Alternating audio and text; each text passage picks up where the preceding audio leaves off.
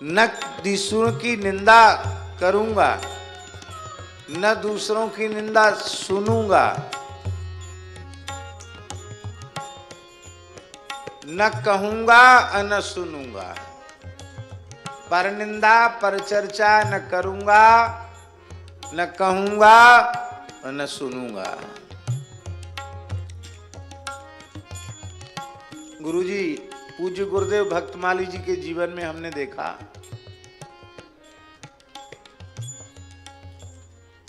निंद्य की निंदा भी कभी उनकी वाणी से हमने नहीं सुनी।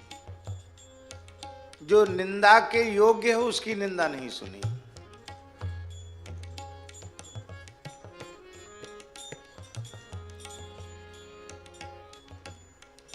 किसी निंदे की निंदा नहीं। एक कोई साधु वेशधारी व्यक्ति,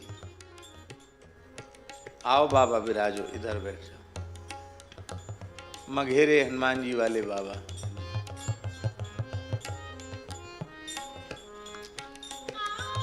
एक साधु वेशधारी व्यक्ति ने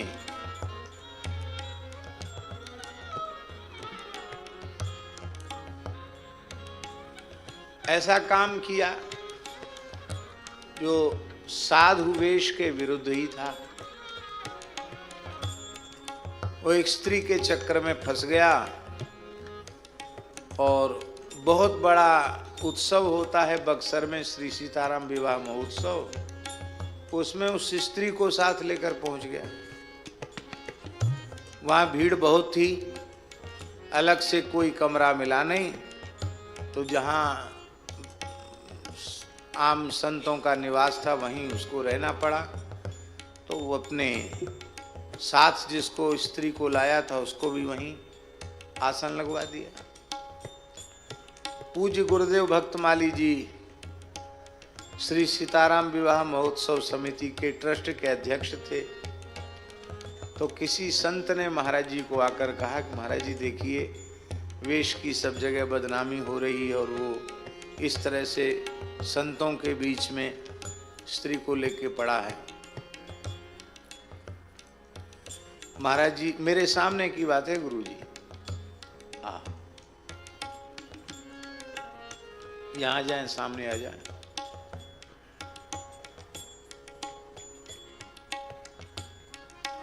महाराज जी डायरी पर नाम लिख रहे थे, रोज लिखते थे।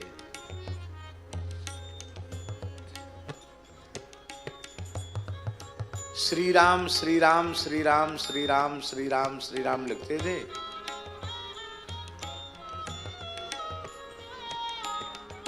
और नीचे लिखते थे, अनेन श्री राम नाम लेखन कर्मणा श्री मदंजनी नंदन प्रियताम। ये लिखते थे। अभी भी डायरियां रखी हुई, कहीं कहीं केवल इतना लिखते, श्री हनुम दर्पण मस्तु। तो महाराज जी डायरी पे नाम लिख रहे थे, श्री राम श्री राम श्री राम। उसी समय एक संत ने आकर कहा, महाराज जी आप बड़े हैं, आप कम से कम कुछ कहिए। महाराज जी ने क्या कहा? महाराज जी बोले, धन्य है उस दयालु को जिसने एक देवी को आश्रय दिया, धन्य है उस देवी को जिसने एक भक्त का आश्रय लिया। हम दोनों को प्रणाम करते हैं। कह के फिर नाम लिखन में लगे। इतना ही, यही वाक्य कहा, हम दोनों को प्रणाम करते हैं, नाम लेखन में लगे। एक वाक्य भी नहीं कहा।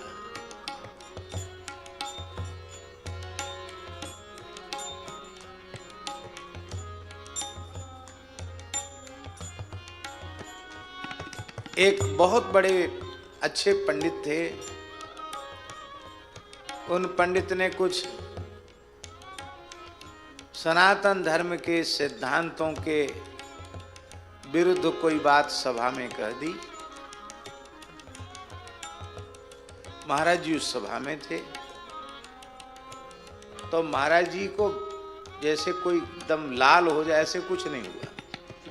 महाराज जी ने माइक लेकर के बोला कि सनातन धर्म का मंच है, इसमें वर्णाश्रम व्यवस्था के विरुद्ध कृपा करके आप कुछ न बोलें। इतना सुनते ही वो तो महाराज अपमान पर, गाली गलौज पर उतर आए। लेकिन उस भरी सभा में उस तिरस्कार के बाद भी वे अक्षोभ शांत मुद्रा में विराजे रहे। और उसका दुष्परिणाम ये हुआ, महाराज जी तो शांत रह गए। अब कुछ साधु थे, उन्होंने देखा कि ये तो बड़ा उपद्रवी है, तो फिर उस पंडित के पीछे पड़ गए। वो महाराज खेती खेत भागा, जैसे तैसे पकड़ के उन विद्वान को लाया गया। महाराज जी बोले हम तब ही जल पिएंगे जब वो विद्वान आवे। भले ही उन्होंने कुछ भी कहा हो, संस्कृतज्ञ हैं, उनका आदर होना चाहिए। इस उत्सव से उस विद्वान का तिरस्कार हो जाएगा, उस बेचारे ब्राह्मण को फिर कोई नहीं बुलाएगा, तो कैसे होगा। कोई बात नहीं, उन्होंने जैसे संस्कार थे उसके अनुरूप बात कही, पर विद्वान का, ब्राह्मण का आदर होना चाहिए। महाराज जी ने बुलाकर कहा कि तुम श्रीमद् वाल्मीकि रामायण को हनुमान जी को सुनाओ। पूरा सम्मान, पूरा आदर। जिसने निंदा की, जिसने भरी सभा में तिरस्कार किया, उसके प्रति ऐसा व्यवहार।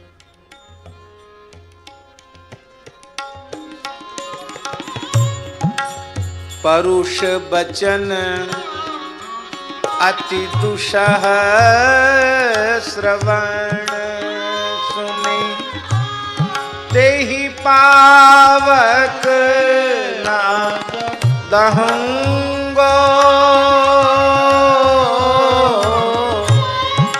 विगत मान समशीतल मन पर, गुण नहीं दोष कहूंगो,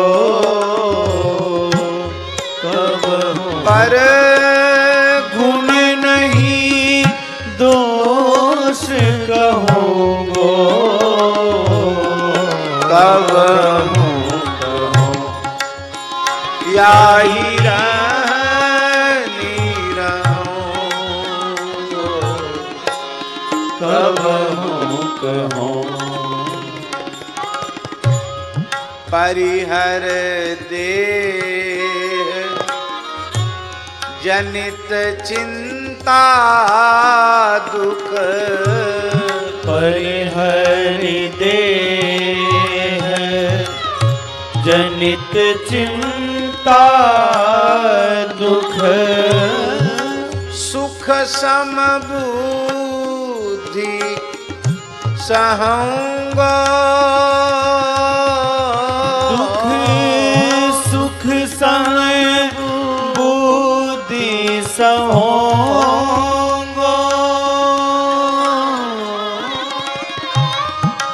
तुलसीदास प्रभु यह पथ रही, तुलसीदास प्रभु यह पथ रही, अविचल हरि भगति लहूंगो, अविचल हरि भगति लहूंगो, कब याही रहनी रहूंगो, कब कहूं याही रहनी रहूंगो, कब कहूं। शरीर संबंध की सारी चिंताएं छोड़कर सुख और दुख को समभाव से सहन करूंगा। हे नाथ, इन लक्षणों से युक्त होकर के इस आपकी प्राप्ति के पथ पर, ये साधुता का मार्ग आपकी प्राप्ति का मार्ग है, इस पर रह करके मैं कैसे आपकी अविचल भक्ति प्राप्त करूंगा। गोस्वामी जी में तो वे सारे लक्षण हैं, पर हम लोगों को सिखा रहे हैं कि हमें ब्राह्मण कहते हैं, साधु कहते हैं, सज्जन कहते हैं, संत कहते हैं, तो ये लक्षण हमारे में हैं कि नहीं? नहीं है तो क्यों नहीं है? उनके लिए आपने प्रयत्न क्यों नहीं किया? उनकी प्राप्ति के लिए भगवान से प्रार्थना क्यों नहीं की? जैसे कोई मशीन क्रिया करती है, मशीन की तरह हम क्रिया कर लेते हैं, उसी को साधन मान लेते हैं, पर उस साधन से हमारा अंतःकरण नहीं जुड़ता है। यद्यपि यह है कि साधन व्यर्थ नहीं जाता है, लेकिन इस गति से साधन करने से बहुत विलंब से परिणाम की प्राप्ति होती है। किंतु जब अंतःकरण से युक्त होकर के हम कम भी, न्यून भी साधन करते हैं, कम भी साधन करते हैं, उसका तत्काल प्रभाव होता है। और इसलिए प्रत्येक भगवत प्राप्ति के पथ पर चलने वाले साधक को आत्मनिरीक्षण अवश्य करना चाहिए। अपने भीतर झांकना चाहिए कि हमारे जीवन में क्या है। तो हम संत अपने को मानते हैं और लक्षण अपने में देखते नहीं है कि संतों के लक्षण हमारे में है कि नहीं, और दूसरों को ये संत हैं तो इनमें ये लक्षण है कि नहीं, ये परीक्षा करते हैं। और अब ये सिद्धांत बनाया जाए कि जिनमें ये संतों के लक्षण कपिल भगवान कह रहे हैं, जिनमें ये लक्षण घट जाएंगे, उन्हीं को हम संत मानकर उनकी सेवा करेंगे, उनका आदर करेंगे, उनका सम्मान करेंगे। और जिनमें ये लक्षण नहीं घटेंगे वो दंभी हैं, पाखंडी हैं, मानकर उनको तिरस्कृत कर देंगे, तो भी बात नहीं बनेगी। क्यों नहीं बनेगी? उसका कारण हम बता रहे हैं आपको। किसी सच्चे साधु को यह पता चल जाए कि अमुक व्यक्ति के द्वारा मेरी परीक्षा की जा रही है कि ये साधु है कि नहीं, तो लोक मान्यता से बचने के लिए वह सच्चा साधु भी जानबूझकर ऐसा अभिनय करेगा कि आप कहेंगे कि इसमें तो साधुता की गंध भी नहीं। और नकली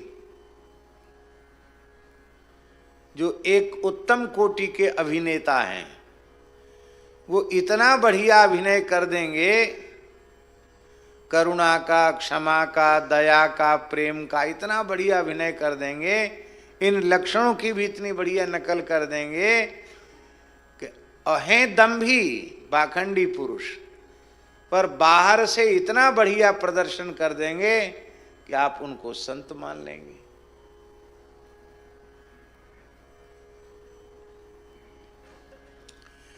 और छोटे मोटे चक्कर में नहीं आते, ऐसे दंभी पुरुषों के बड़े बड़े चक्कर में फंस जाते हैं।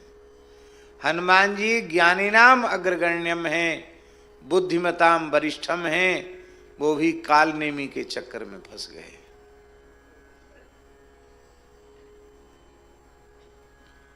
संजीवनी बूटी लेने जा रहे थे,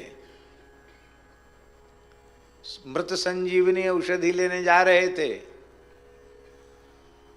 और वो रावण की प्रेरणा से कालने में बैठा था, माया से सब आश्रम रच करके बैठा था वहां। बो मारा, बो मारा, बो मारा, बो मारा। हनुमान जी ने सोचे बाबा जी क्या बोल रहे, किसने किसको मारा?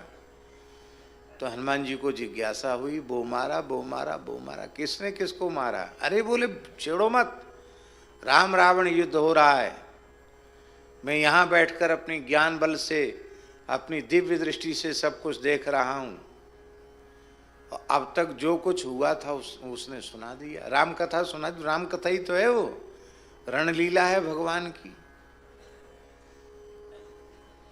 और उसने ये भी कह दिया कि विजय तो राम जी की ही होनी है। हनुमान जी को लगा बड़े सिद्ध पुरुष हैं, हमको भी ऐसी हो जाए सिद्धि, एक ही जगह बैठ के धरती पर भगवान की जहाँ जहाँ लीला कथा हो रही सब अनुभव हो, कितना बढ़िया। बोले महाराज इसका कोई उपाय है? बोले हाँ बिल्कुल, ज्ञान तुमको, ज्ञान देने का ठेका तो हमने ले ही रखा है, ज्ञान तुमको जरूर देंगे, लेकिन तब ज्ञान देंगे पहले हमसे गुरु दक्षिणा लो, फिर ज्ञान देंगे, चेला बनो।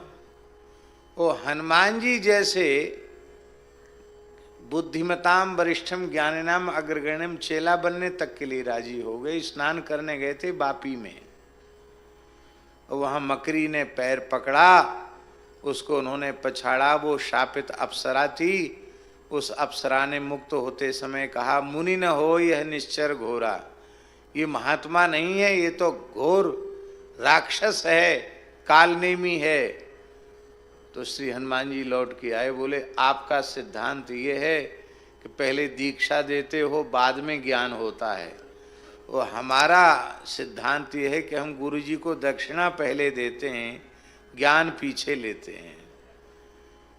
हाँ, ऐसा उत्तम शिष्य तो खोजने से भी नहीं मिलेगा। बोले पर गुरु जी सावधानी से दक्षिणा लेना, क्योंकि ऐसे चेले की दक्षिणा पचाना बहुत कठिन काम है। और भरी लंगूर लपेट पछारा, उसको पूंछ में लपेट कर उठाकर पटका, उसका संहार किया। तो गुरुजी क्या है कि यदि हम लक्षण दूसरे में देखेंगे तो असली नकली सिद्ध हो जाएंगे और नकली असली सिद्ध हो जाएंगे। इसलिए भीतर से कौन कैसा है इस बात को सर्व समर्थ सर्वांतर्यामी सर्वज्ञ सर्वविद भगवान पर छोड़ दो और ईमानदारी से आत्मनिरीक्षण करो। हम ब्राह्मण हैं, हम साधु हैं, हम सज्जन हैं, ऐसा लोग हमको मानते हैं तो ये लक्षण हमारे में क्यों नहीं होने चाहिए।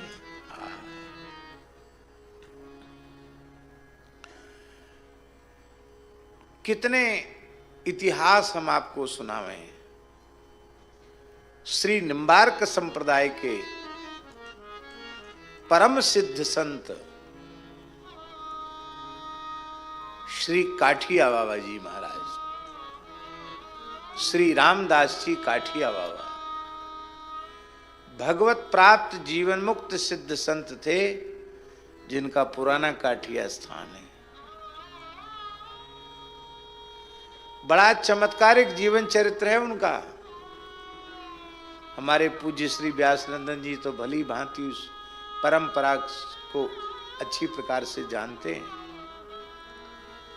तो जब उस जमाने में गुरुजी ये पता चलता था कि कोई राजा दर्शन करने आया है महाराज के, तो श्री रामदास जी काठिया बाबा बंगाली जहां बैठकर भीख मांगते हैं, उनके पास में चद्दर बिछा के बैठ जाते हैं और अपनी तरफ से ढेला पैसा वहां फैला लेते हैं।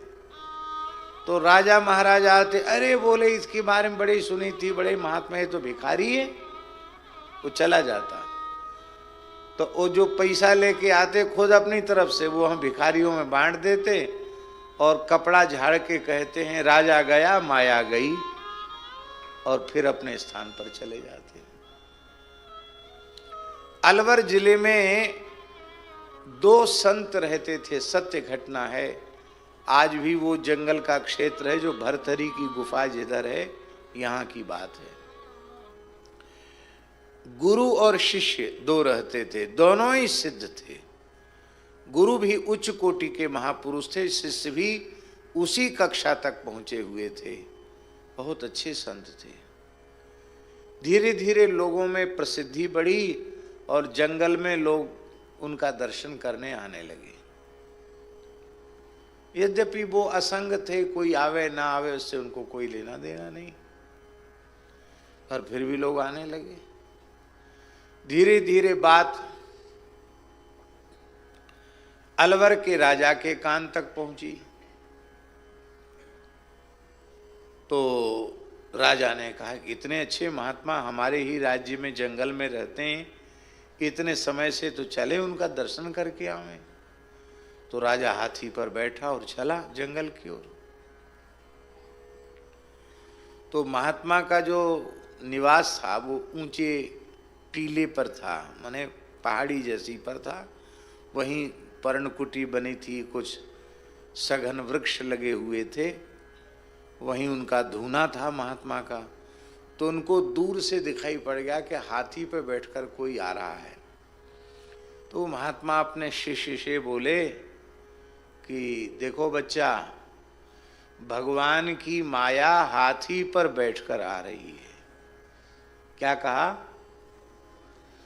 भगवान की माया हाथी पर बैठकर आ रही है और ये माया हम दोनों के भजन साधन को चाट जाएगी, खा जाए, समाप्त कर देगी। इसलिए तुम सावधान हो जाओ, मैं भी सावधान हूं। ये अलवर का राजा है, ये जैसे ही सामने आवे हम तुमको गाली देंगे, तुम हमको गाली देना। शिष्य कांप गया, बोले गुरुजी ऐसे कैसे संभव? अरे बोले देखो, जो मैं कहता हूं वो करो, नहीं तो माया के चक्कर में गुरु चेला दोनों फंस जाएंगे। झगड़ा करना तुम हमसे, हम तुमसे झगड़ा करेंगे, तुम हमसे झगड़ा करना। हम तुमको गाली देंगे, तुम हमको देना। और मारेंगे पीटेंगे नहीं, पर बस हम धूना का लकड़ उठाएंगे, तुम चिपिया डंडा जो कुछ हाथ में पड़े तुम भी उठा लेना। तब तक झगड़ा करना जब तक राजा वापस न चला जाए। तो शिष्य ने कहा कि गुरुजी झगड़े का कोई कारण होगा तब न झगड़ा किया जाएगा, कोई कारण तो है नहीं। बोले कारण बना लिया जाएगा, नहीं है तो बना लिया जाएगा कारण। क्या कारण बनाया जाएगा? हम कहेंगे तू पेटू है, हमारे धूना का टिकड़ खा गया, और तुम कहना कि तू गुरु बन के बैठा, तू महापेटू है, तू हमारा टिकड़ खा गया। रोटी का झगड़ा करना, देखो देखो आने वाला है, जल्दी करो, नाटक करो। महाराज जी गुरु चेला दोनों ने रोटी वहां थी ही नहीं। बिना रोटी के कलह का कारण नहीं था, बिना कारण के कलह किया। राजा की बड़ी अश्रद्धा हुई। राजा ने कहा कि अरे हमने तो सुना था कि बड़े सिद्ध महात्मा हैं और ये तो रोटी के लिए झगड़ रहे हैं, ये काहे के महात्मा? बोले चलो बहुत दिनों से पड़े हैं जंगल में, पड़े रहने दो, कोई बात नहीं है, लेकिन खबरदार कोई व्यक्ति अब इनके पास आया तो उसको दंड दिया जाएगा। लोगों के वहां जाने पर प्रतिबंध और लगा दिया। राजाज्ञा हो गई कि कोई उनके पास नहीं जाएगा। राजा तो फिर आए ही नहीं लौट के, कोई उनके पास नहीं आया। बोले देखो इस झगड़े से, माया से हम बच गए। अब आप कैसे समझेंगे संत को? हमारे पूज्य गुरुदेव श्री भक्तमाली जी के पास एक भगवत साक्षात्कार संपन्न सिद्ध संत रहते थे, श्री हरिराम बाबा। बहुत अच्छे संत थे, परम अनुरागी प्रेमी थे और कई बार भगवान का प्रत्यक्ष दर्शन उनको हुआ था। उनकी चित्र छवि पूज्य गुरुदेव भक्तमाली जी के पावन कक्ष में लगी हुई है। सिद्ध संत थे पूज्य श्री हरिराम बाबा जी महाराज।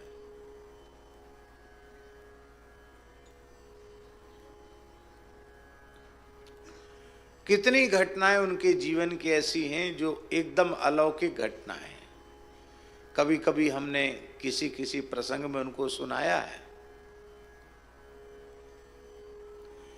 उनकी एक छोटी सी रचना जिसको पूज्य महाराज जी ने उनके जीवन काल में ही छपवाया, करुण पुकार, इसमें ये उनकी चित्र छवि है, पुरानी ब्लैक एंड व्हाइट। ये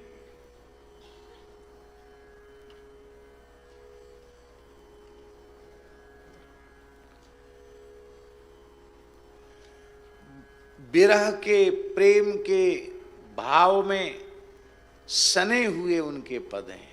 बहुत अद्भुत उनके रसमय पद हैं।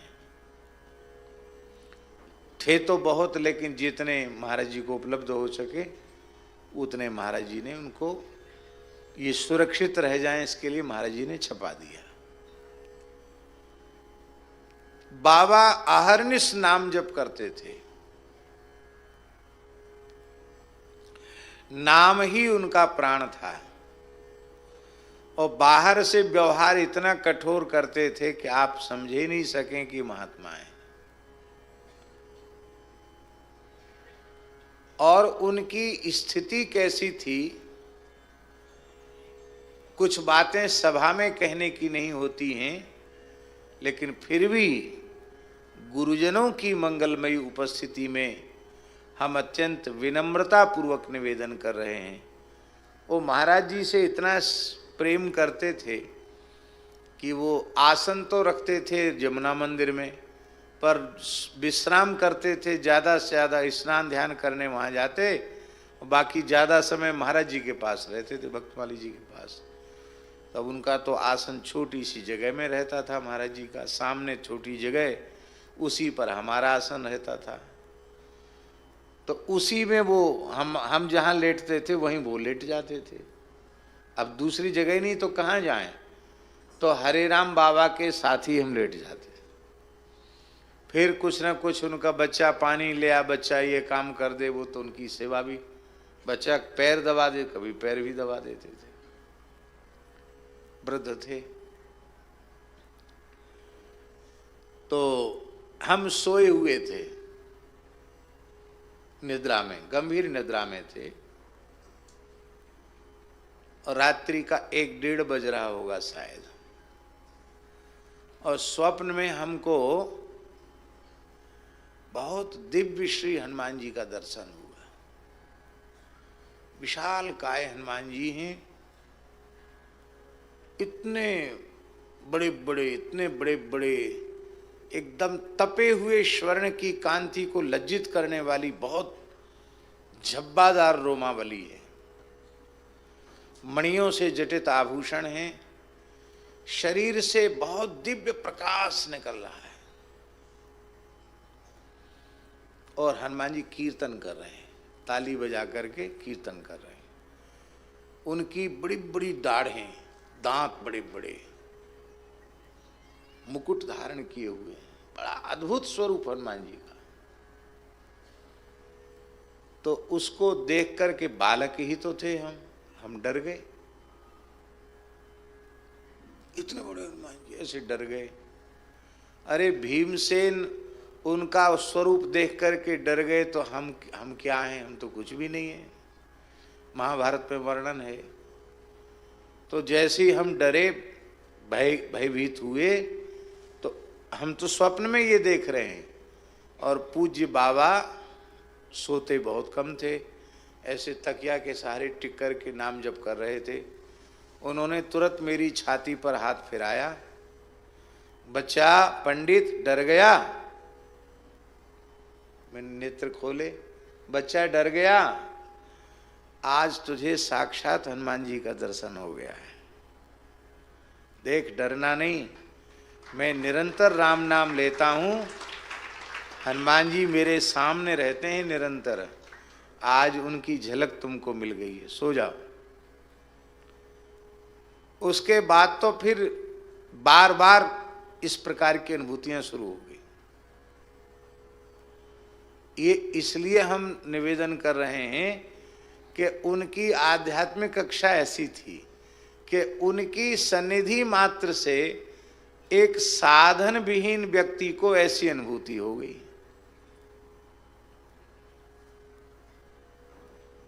ऐसे थे वो, विलक्षण संत थे।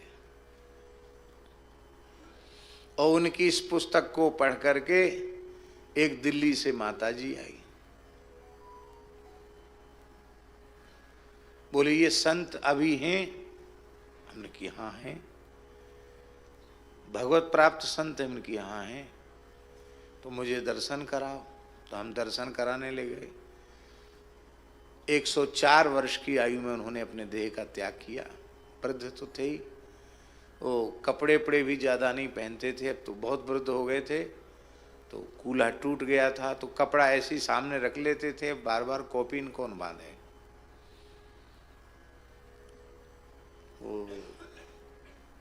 एक किसको लेके आ रहा है, मैं यहाँ नंगा बैठा हूं, तो उनको कपड़ा डाल दिया। आकर उसने, माता जी ने प्रणाम किया। हम तो सोचते थे शायद कोई सत्संग की बात बताएंगे बाबा जी, पर उसने जब प्रणाम किया तो बाबा बोले, तेरा क्या नाम है? तोतले तो बोलती थे, तेरा क्या नाम है, क्या नाम है?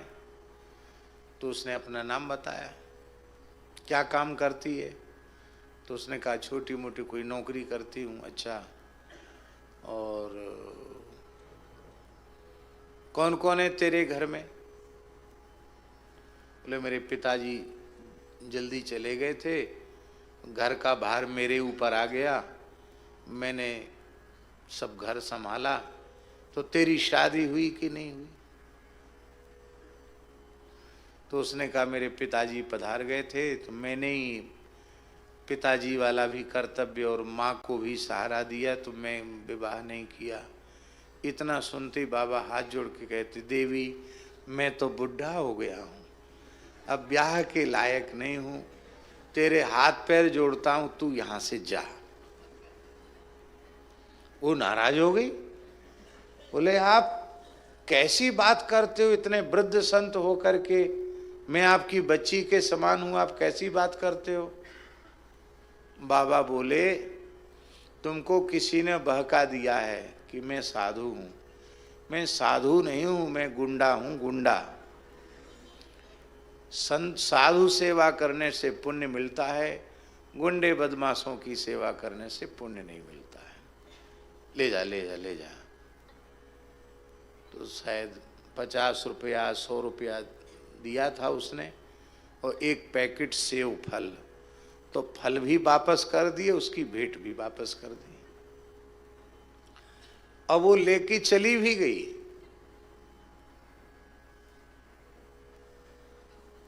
हमने बाबा से कहा कि बाबा हम तो बड़ी श्रद्धा जगा के लाए थे,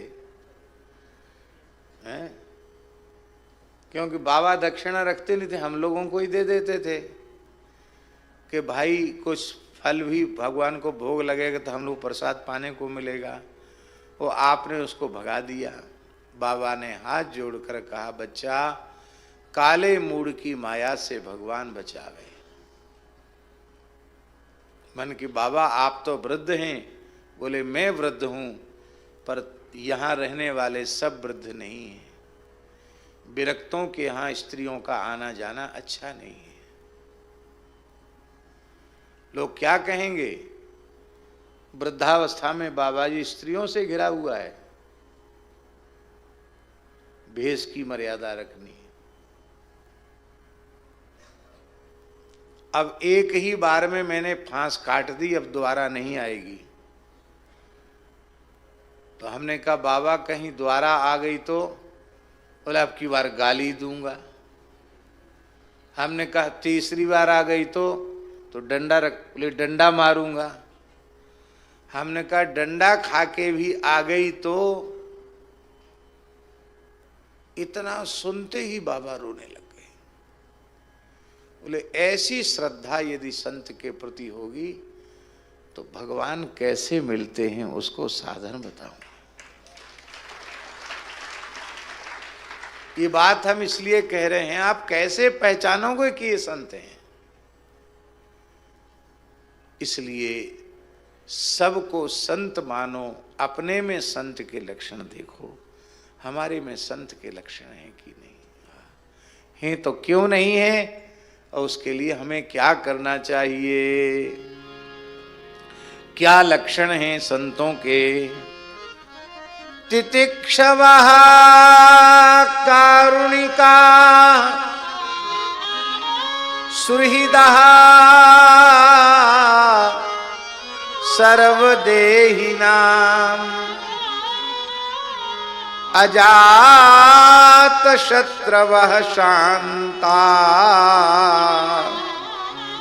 साधवः साधुभूषणा तितिक्षवः।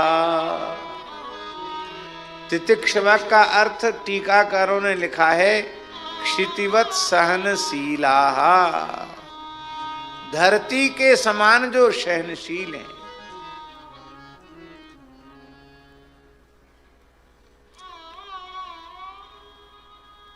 हम लोग सबका आश्रय सबका आधार पृथ्वी है कि नहीं, और इसी पर हम मलमूत्र भी करते हैं, गड्ढे भी खोदते हैं, क्या क्या नहीं करते हैं। धरती कोप करती है क्या? सब कुछ सहन करती है। हमारे द्वारा किए गए अनुचित व्यवहार को सहन करके भी हमारे ऊपर कोप नहीं करती है, और बदले में हमको क्या देती है? अन्न जल फल फूल जो कुछ भी हमें मिल रहा है वो कहां से मिल रहा है? पृथ्वी से तो मिल रहा है। हम उसका तिरस्कार करते हैं, वो हमको अन्नादि